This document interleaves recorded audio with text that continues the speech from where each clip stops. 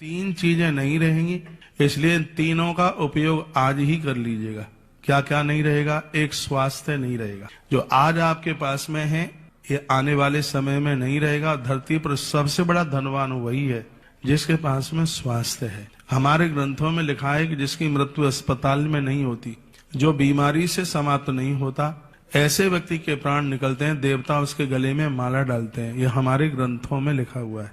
और आप बढ़िया जीवन जी सकें ऐसा आप कर सकते हैं। जाना तो सबको ही है, लेकिन बीमारियों के साथ नहीं, उल्लासता हर्षता के साथ। तीन चीजें हैं अभी, ये कल नहीं रहेंगी, इसलिए तीनों को प्रयोग में ले लो। एक तो स्वास्थ्य नहीं रहेगा, एक समय नहीं रहेगा, और एक संपत्ति नहीं रहेगी। बहुत लोग कहते रहे बहू आ जाएगी तब तीर्थ यात्रा करेंगे, तब करेंगे, जब करेंगे, और कुछ भी नहीं कर पाए। काल करे सो आज कर, आज करे सो अब, पल में पलड़े होएगी, फिर बहोर करेगा कब। चली जा रही हैं ये अनमोल श्वासें, जो कुछ बची हैं उनको संभालो। यौवन बिगाड़ा अब तो बुढ़ापा, बचपन बिगाड़ा अब तो यौवन संभालो, जो कुछ बची हैं उसको संभालो। स्वास्थ्य, समय और संपत्ति। बड़े बड़भागी वह लोग हैं जिनका धन धर्म में लगता है। शिव पुराण में लिखा है कि धर्म दो प्रकार से कमाया जाता है, एक देह से और एक धन से। ईश्वर ने हमें हमारी जरूरत से ज्यादा दिया है, तो धर्म करने के लिए, अच्छे काम करने के लिए, पुण्य काम करने के लिए। पैसा है मोहल्ला भी नहीं जानता होगा, हाँ, लेकिन जिसके जीवन में धर्म है। एक रंग लक्ष्मी सेठ हुए, लक्ष्मी चंद सेठ, वो सीधा वृंदावन में एक ऐसा मंदिर बनवा गए हैं, सोने के खम्भे लगे हैं उस, और अभी उसका परसों के दिन बैकुंठ द्वार खुला था। उसी की भीड़ ज्यादा थी वृंदावन में, बिहारी जी से भी ज्यादा पब्लिक थी। बैकुंठ द्वार साल में एक बार खुलता है ना, इसको बैकुंठ एकादशी बोलते हैं, जो अभी निकल के गई है, फूस की 11। इतनी भारी भीड़ थी। वो आदमी ऐसा मंदिर बना करके गया, लक्ष्मी चंद सेठ, उसी के नाम से ये रंगनाथ भगवान का जो मंदिर बना है। त्यागने की भावना रखिए, संग्रह की नहीं। महावीर स्वामी जी का नाम आपने सुना, जैन धर्म के बड़े अधिष्ठाता हुए हैं, राज घराने में उनका जन्म हुआ। उन्होंने यह कहा कि धन में ही यदि सब कुछ होता तो मैं सब छोड़ छाड़ करके क्यों आ जाता। पैसा कमाना बुरा नहीं है, धन कमाइए, क्योंकि अर्थ चारों पुरुषार्थों में से एक है, लेकिन उसमें विनिमय की भावना, उसमें त्यागने की भावना होनी चाहिए। और जो हम अच्छे कामों में खर्च करते हैं कहीं नहीं जाता, इसका अनंत गुना हमें ही मिलता है।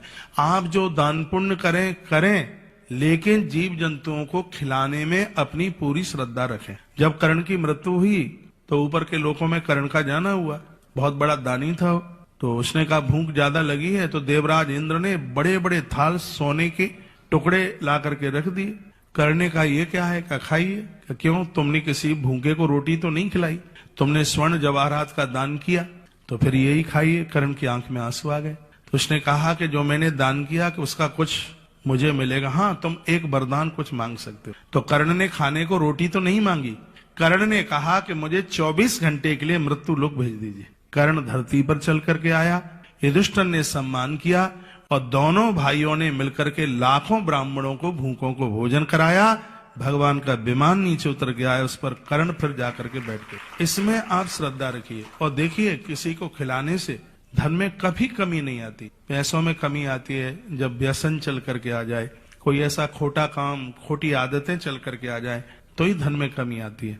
जो दूसरों को खिलाते खिलाते अपनी चिंता नहीं करते, उनके दरवाजे पर तो प्रत्येक दिन धन तेरस होती है, धनवंतरी उसकी देली पर खड़े होते, उनकी बरकत होती है। ईश्वर ने दिया है, 2 पैसा जरूरत से ज्यादा दिया है, तो इतने उदार बने। मैंने 3 बातों से आज अपनी बात को आरंभ किया है। एक है स्वास्थ्य, एक है समय, और एक है संपत्ति। तीनों का सदुपयोग कीजिए। हम इन तीनों के सदुपयोग में लगे हुए, कोई भी मिनट नहीं। अभी मैं उस दिन एयरपोर्ट से उतरा, इस यात्रा से आया, 4 घंटा में रेलवे स्टेशन बैठा। 11 बजे की ट्रेन थी, 11, हाँ एसी, और वो आई सुबह 3 बजे। तो इतना वहां पर इंतजार किया। एक बच्चा था मेरे साथ कोई, तो हमने अपनी बड़ाई नहीं कर रहे हैं, उन 4 घंटे में भी हमने 105 दिन का काम किया। हमने कहा ठंड लग रही है और यहाँ समय ऐसे कोई बैठ करके निकाल देंगे। और जो समय की कदर नहीं करता, समय भी उसको छोड़ देता है, समय भी उसकी कोई वैल्यू नहीं समझ। धन की वैल्यू समझिए, जो धन की वैल्यू समझता है, नारायण उसके ऊपर अति प्रसन्न हो। एक एक पैसा, एक एक रोकड़ काम में आवे। ये पैसा बहुत मेहनत से कमाया जाता है। मैं जीजियों को बोल रहा हूँ, तुम हाल 5,000 की साड़ी ले आते, बक्से भरे पड़े, बिरला जी ने 1939 में अपने बच्चे बसंत के लिए लेटर लिखा। चिरंजीव बसंत बिरला जी ने 1939 में पत्र लिखा, कहा कि यदि धन धर्म में नहीं लगेगा तो फैक्ट्री के औजार शैतानों के हथियार बन जाएंगे, सब बिगड़ जाएगा। हम लोगों ने पैसा बड़ी मेहनत से कमाया है। स्वास्थ्य का ध्यान रखना, आधा घंटे एक्सरसाइज रोज करना, प्राणायाम करना, दीन दुखियारों की सेवा करना। ईश्वर ने हमें जो पैसा हमारी जरूरत से ज्यादा दिया है तो परमात्मा ने प्रकृति की सेवा करने के लिए दिया है। इन्होंने उस लेटर में, आप गूगल वगैरह चलाते हैं तो आप जीडी बिरला, घनश्याम दास जी बिरला जी का पत्र पढ़िए। इस देश में 2 पत्र बड़े अद्भुत माने गए, एक इब्राहिम लिंकन का और एक ये श्री बिरला जी का पत्र, दोनों पढ़ने के लायक। और ये अपने बच्चों को भी पढ़। पैसा बड़ी मुश्किल से, बड़ी मेहनत से कमता है और इसका सदुपयोग होना चाहिए। पानी जहां गिरता है, जहां उसकी जरूरत है, धन भी वहीं खर्च हो। आइए, जो कथा मैं आपको सुनाने के लिए जा रहा हूं, इससे 2 चीजें मिलेंगी। एक धन मिलेगा, एक लंबी आयु मिलेगी। धन आकाश से नहीं टपकेगा, फिर धन आने के माध्यम बन जाएंगे, साधन बन जाएंगे, बरकत हो जाएगी। ये ऐसी कथा है, हो सकता है आपने पहले सुनी भी ना हो, माघ महात्म में। और माघ अब समझ लो कल से ही शुरू हो रहा है, कल 3 तारीख कल ही है। हाँ, कल से माघ स्नान, माघ आरंभ हो रहा है, तो हो सके तो कल से आप ये कर सकते हैं। क्या करना है, इसमें एक प्रश्न उठता है, क्या गर्म पानी से नहा सकते हैं? उसका भी इसमें समाधान है, वो भी आप जरूर सुनिए। बात है, कोई नहीं बताएगा आपको। पुराकेन महाभागा लोकेस्मिन् संप्रकाशितम माघ स्नानस्य महात्म्यम इतिहासम तदादिशः। ऋषि कहते हैं सूत जी को, नेमिषारण्य क्षेत्र में कथा सुनाई गई। दुनिया की इकलौती जगह रही नेमिष, जहाँ 12 वर्ष तक कथा एक दिन के लिए भी बंद नहीं रही। 18 पुराण, उपपुराण सब कुछ सुनाया गया। हम लोग बड़े बड़भागी हैं, इस कलयुग में तुलसीवन आश्रम में भी 501 दिन में 18 पुराण उपपुराण पूरे सुनाए गए। एक दिन के लिए भी कथा बंद। श्री शिवाय नमस्तभ्यम, welcome back to my channel. कैसे हैं आप लोग? आशा करती हूँ सभी लोग स्वस्थ होंगे और मैं भी ठीक हूँ। आज कौशिक महाराज जी ने जो प्रवचन दिए हैं बहुत ही अच्छे हैं, आप लोग ज़रूर सुनना।